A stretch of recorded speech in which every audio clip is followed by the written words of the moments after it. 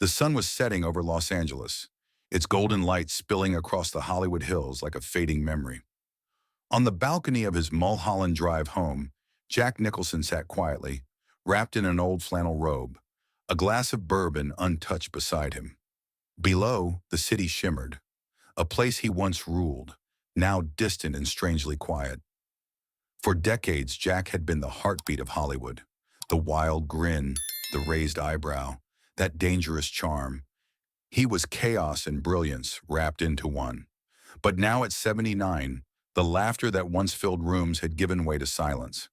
The man who once lived for the spotlight had retreated from it completely. Neighbors said they rarely saw him anymore. The parties had stopped.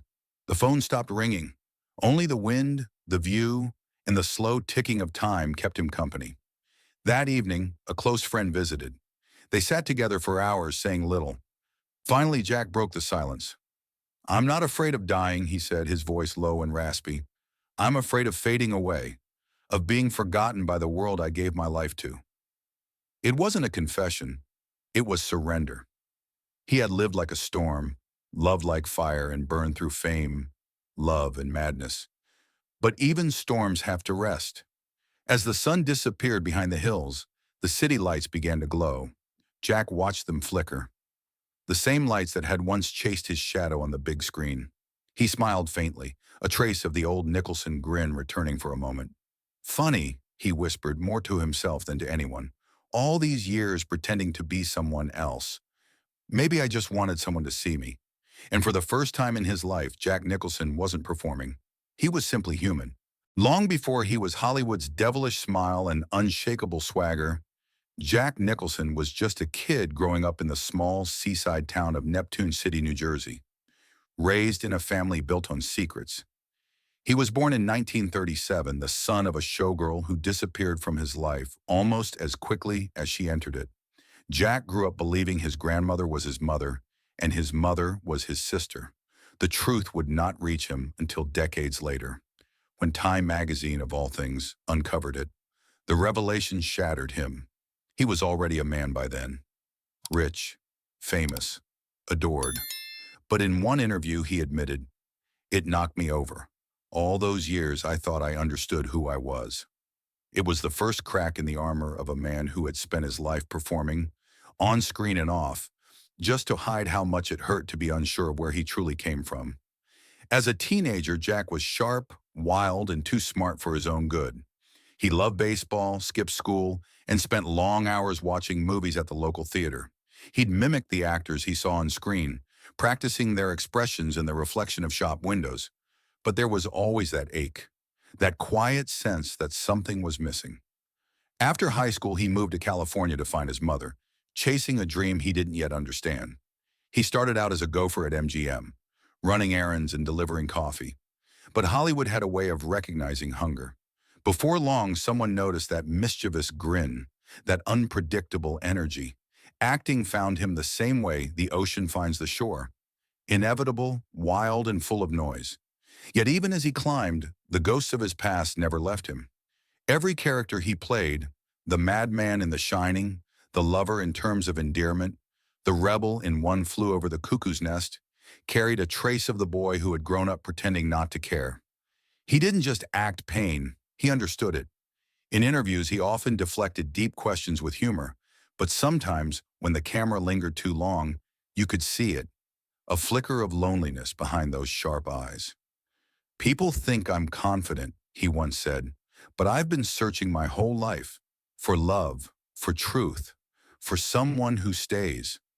It was that ache, that wound from childhood, that made Jack Nicholson more than a movie star. It made him human. Hollywood in the late 1960s was changing, fast, raw, and unrestrained, and Jack Nicholson fit right into its chaos. He was 32 when the world first really saw him, a sharp-edged rebel and easy rider. His character, George Hanson, the drunken lawyer with a broken moral compass, stole the screen from the movie's stars. Suddenly, everyone was asking, who is this guy? From that moment, Jack didn't just act. He possessed every role he played. In Five Easy Pieces, he became the restless son running from his family. In Chinatown, the detective too smart for his own good. In one flew over the cuckoo's nest, the man who defied the system and lost. Each performance felt like a confession. Audiences could sense that there was something true, something personal burning behind those lines. He once said, "Acting isn't pretending, it's telling the truth that people are too scared to say." And for nearly 50 years, Jack Nicholson told that truth, loudly, wickedly, beautifully. He was magnetic. On set, he was unpredictable, a force of nature who could turn any line into legend. Directors alternated between awe and frustration. Roman Polanski called him the most dangerous man on camera. Milos Forman simply said, "When Jack walks into a scene, gravity changes." Fame consumed him, but he didn't run from it. He danced with it.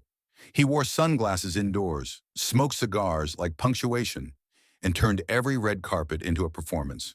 The world adored him. Women, men, critics, even presidents. He was charming, brilliant, arrogant, and impossible not to watch. Yet behind that famous grin was a man still chasing something. He loved fiercely, but never permanently. Relationships began in passion and ended in silence. His house became a revolving door of love affairs and laughter that faded with the morning light.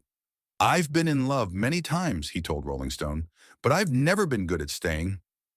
He poured what he couldn't hold in real life into his films. Every smirk, every explosion of anger, every tender pause on screen was a reflection of the chaos inside. He once joked, "I get paid to do therapy in front of a camera." But it wasn't really a joke. Acting was his therapy. The 1990s brought more hits. A Few Good Men, As Good as It Gets. The Departed, each role sharpening his legend. Awards stacked up, but he never cared much about trophies. What mattered to him was the audience, the connection, the moment the lights dimmed and he could disappear into someone else. But even fire runs out of oxygen. And by the time he entered his 70s, Jack's energy began to dim. He stopped taking new roles. The laughter grew quieter. The man who once conquered Hollywood began to vanish from it. In that silence, people started to wonder, was he still the devilish rebel they knew, or had time finally caught up with him? The first signs came quietly. A misplaced script, a forgotten line, a pause that lasted a little too long. On set, some thought he was simply being Jack, unpredictable, moody, lost in thought. But those who knew him well sensed something deeper. The man who could memorize a 10-page monologue after one reading now struggled to recall names, appointments, and moments from the day before. In 2010, after How Do You Know, Jack Nicholson walked away from acting. No press conference, no dramatic farewell, just silence. For a man who had spent his life commanding attention, his absence was deafening. Rumors spread quickly. Dementia, memory loss, depression. Hollywood whispered, but Jack never confirmed anything. He simply vanished from the spotlight. His once bustling mansion on Mulholland Drive, a legendary gathering place for decades, grew still. The laughter, the parties, the late-night poker games, all gone. His old friends tried to visit. Some did, some didn't. A few reported seeing him sitting alone on his balcony, staring at the skyline of Los Angeles, the city he had once ruled. One of them said, "He looks like he's watching the world he built slowly move on without him." For Jack, the transition wasn't just physical, it was spiritual. Fame had been his oxygen, and now he was learning how to breathe without it. He spent his mornings reading quietly, flipping through art books, listening to jazz. He watched old movies, sometimes his own, sometimes the classics that made him fall in love with cinema in the first place. But even as the world speculated about his health, Jack refused to pity himself. "You live long enough," he once told a friend, "and life starts taking little pieces of you. The trick is learning to give them up with a smile." Neighbors said they'd see him sometimes in the evenings, sitting outside with a blanket, his trademark sunglasses still on even in the dark. The city lights reflected faintly in the lenses, tiny ghosts of the world that once adored him. A few close companions, Warren Beatty, Danny DeVito, his daughter Lorraine, stayed by his side. They described him as slower but still sharp when it counts. There were good days, full of jokes and memories, and bad days, when words slipped away like smoke. His body weakened, his energy faded, but his humor, that biting, mischievous humor, never completely left. Once when a friend asked if he missed acting, Jack grinned. "No," he said. "I miss being young enough to think I was good at it." And then, just as quietly as he'd entered his self-imposed exile, he withdrew further. Fewer phone calls, fewer visitors, longer stretches of silence. It wasn't sadness, though. It was acceptance. For the first time, Jack Nicholson wasn't playing anyone else. He wasn't the villain, the rebel, or the hero. He was just a man, growing old, learning how to say goodbye to the world without asking it to look back. The cameras had stopped rolling, but for Jack, the story wasn't over. He was simply moving into his final act, the one without an audience. In his final years, Jack Nicholson's life slowed to a rhythm few would recognize. Gone were the roaring premieres, the flashing cameras, the endless swirl of Hollywood chaos. What remained was quiet, a quiet he once feared, but eventually learned to live inside.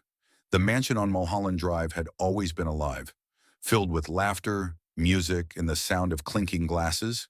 Now the only sound was the wind moving through the pines outside and the faint hum of an old jazz record spinning in the corner.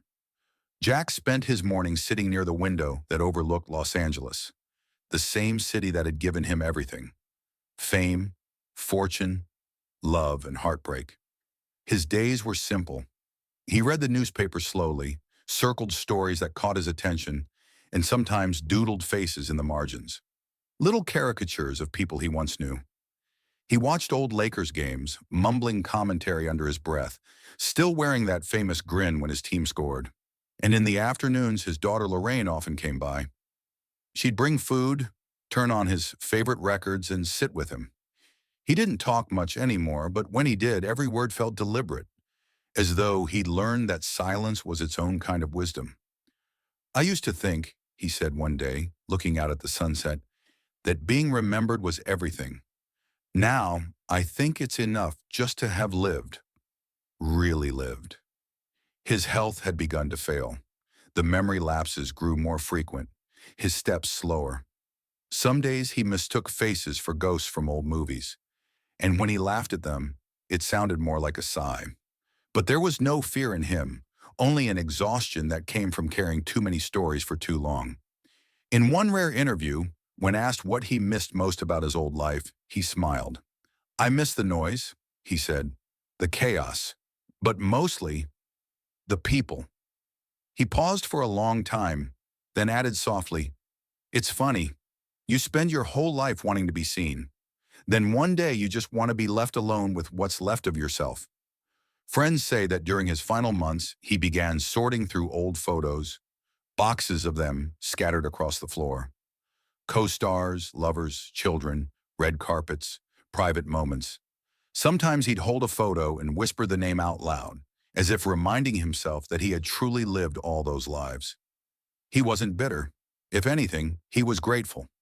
"Not everyone gets to burn this bright," he said to his daughter once, "and walk away before the fire goes out."